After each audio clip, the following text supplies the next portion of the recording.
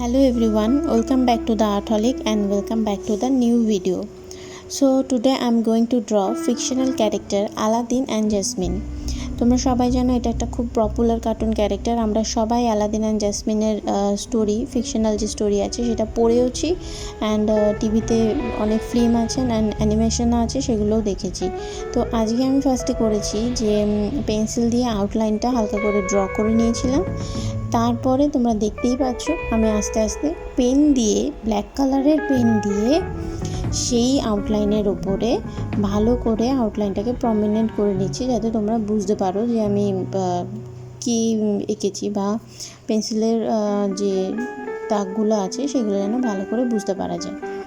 তো আজকে আমি মাস্কিং টেপের ইউজ করতে পারতাম, এখানেও মাস্কিং টেপ ইউজ সেম প্রসেসেই করতে পারবে, যেটা কিনা আমি আগের দিনকে ইয়োগা ড্রয়িংটায় দেখিয়েছি, যে আউটলাইনটা এঁকে তারপরে মাস্কিং টেপটা ওটার উপর আটকে দিয়ে কভার করে বাকি পার্টটা কাট আউট করে নিতে পারতে, কিন্তু আমি সেটা করিনি। আমি ইউজ করেছি মাস্কিং টেপ, দেখতেই পাচ্ছ একটা ছোট্ট জায়গায় ইউজ করেছি, যাতে ওখানে একটা সার্কেল করে মাস্কিং টেপে সার্কেল করে এখানটা জাস্ট আটকে দিয়েছি।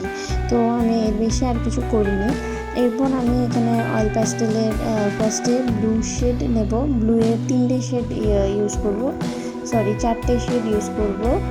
আর ব্লুয়ের প্রথমে স্কাই কালার, যেটা লাইট ব্লু, তারপর তার থেকে একটু ডিপ, আর একদম ওশান ব্লু যেটা আছে, ডিপ ব্লু যেটা আছে সেই কালারটা ইউজ করব। আর মাঝে একটুখানি ভায়োলেট শেডের যে আরেকটা ব্লু আছে সেইটা আমি ইউজ করেছি।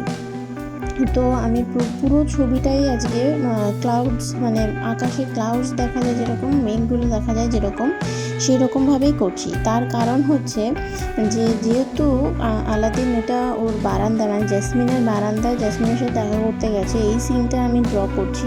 তো সেখানে অবভিয়াসলি আকাশের পার্টটাই দেখা যাবে, নিশ্চয়ই ল্যান্ডের পার্টটা দেখা যাবে না।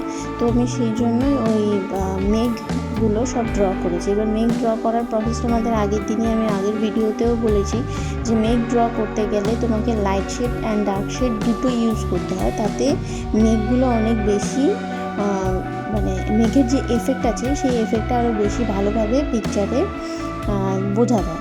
যেরকম এখানে দেখতে পাচ্ছ যে আমি প্রথমে লাইট স্কাইটা যেটা আছে সেটা ইউজ করেছি, সেটার পরে আমি তার থেকে আরেকটু ডার্ক শেডের ব্লু ইউজ করেছি। দেন আমি কি ইউজ করলাম, দেন আমি হচ্ছে একদম ডার্ক যেটা ওশান ব্লু যেটাকে বলে সেই ব্লুটা ইউজ করেছি। সেই তিনটে ইউজ করার পর আমি যেখানে স্কাই অ্যাপ্লাই করেছিলাম তার ওপরে আমি হোয়াইট কালার অ্যাপ্লাই করছি। তো এইটা গেল এক ধরনের ক্লাউডসের কালার। তো আমি সেকেন্ড যে ক্লাউডসটা করব, সেই ক্লাউডসটার জন্য আমি purple, pink and white use করব। প্রথমে আমি পার্পল বা একটা রোজ পিঙ্ক, যেটা তোমরা দেখতেই পাচ্ছ, রোজ পিঙ্ক ইউজ করেছি, পুরো পার্পল ইউজ করিনি।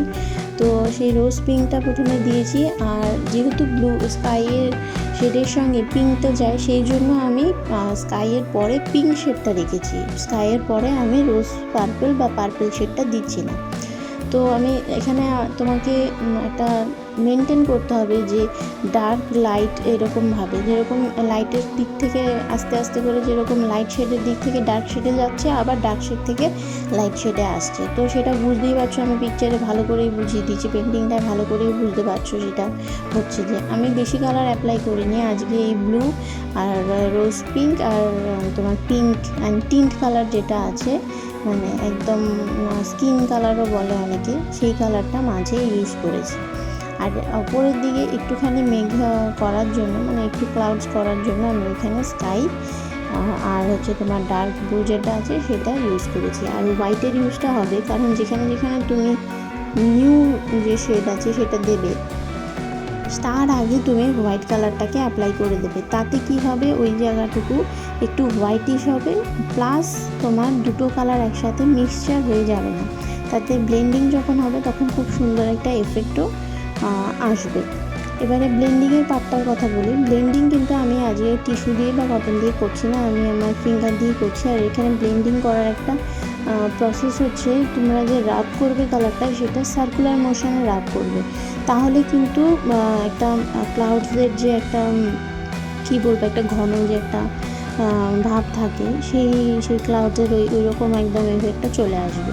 তুমি দেখতেই পাচ্ছ যে আমি পুরো সার্কুলার মোশনে রাগ করছি।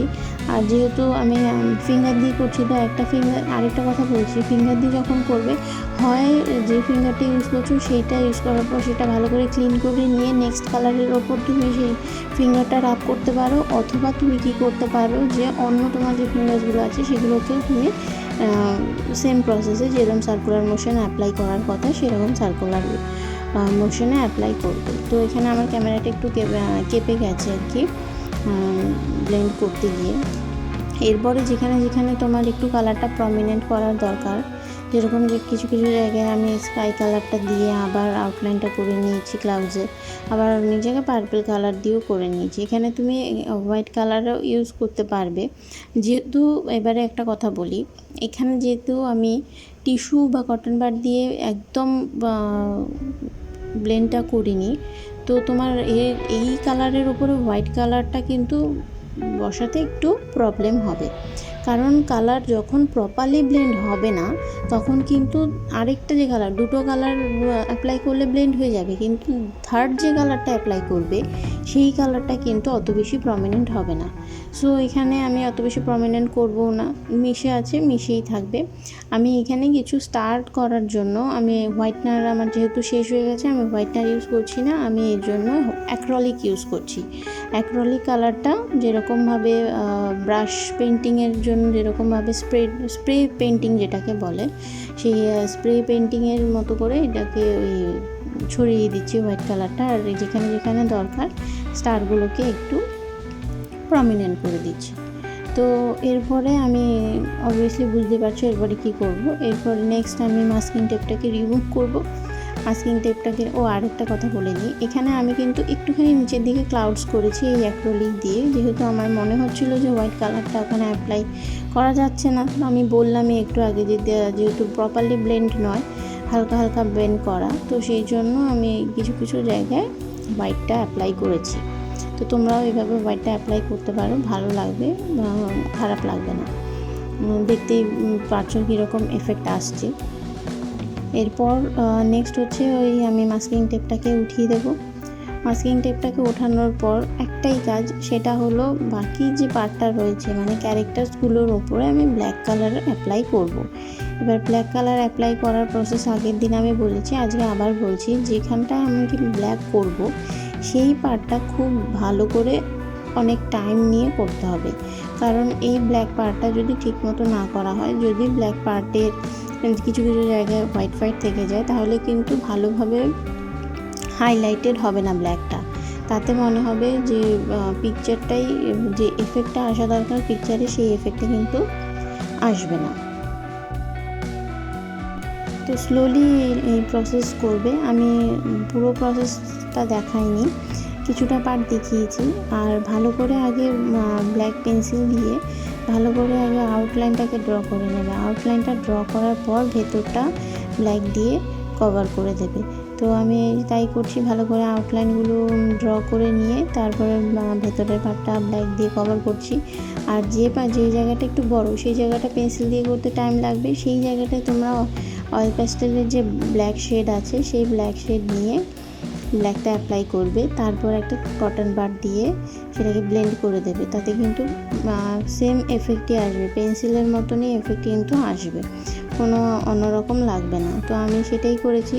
আলাদিনের পুরো বডিটা না, বডির যে পার্টটা তোমার ধরো একটু ছোট জায়গা আছে সেই জায়গাগুলো আমি পেন্সিল দিয়ে করেছি, যেখানটা একটু বড় জায়গা আছে সেই জায়গাগুলোকে আমি অয়েল প্যাস্টেল দিয়ে কভার করে দিয়েছি। এবার জাসমিনের যে মাথার পার্টটাকেও দেখা যাচ্ছে, সেই পার্টটা আমি পুরোটাই পেন্সিলে করব, আর ওর যে বারান্দার যে পার্টটা আছে সেই পার্টটা আমি প্রায় পুরোটাই অয়েল প্যাস্টেল দিয়ে করে দেব। তো তোমরা এই পেন্টিংটা নিজেরা করে আমাকে আমার ফেসবুক অথবা ইনস্টাগ্রাম যে কোনো একটা পেজে পাঠাতে পারো। তো কেমন লাগলো আমাকে কমেন্টস বক্সে জানাতে ভুলো না, আর লাইক আর শেয়ার করে দিও যদি ভালো লাগে। সাবস্ক্রাইব করতেও ভুলো না, সাবস্ক্রাইব বাটনটা প্রেস করে দিয়ে তার পাশে যে বেল আইকনটা আছে সেটাও প্রেস করে দিও, তাতে তোমরা সব ভিডিও নোটিফিকেশান পাবে। আর আজকে এইটুকুই রইল। Thank you, bye by.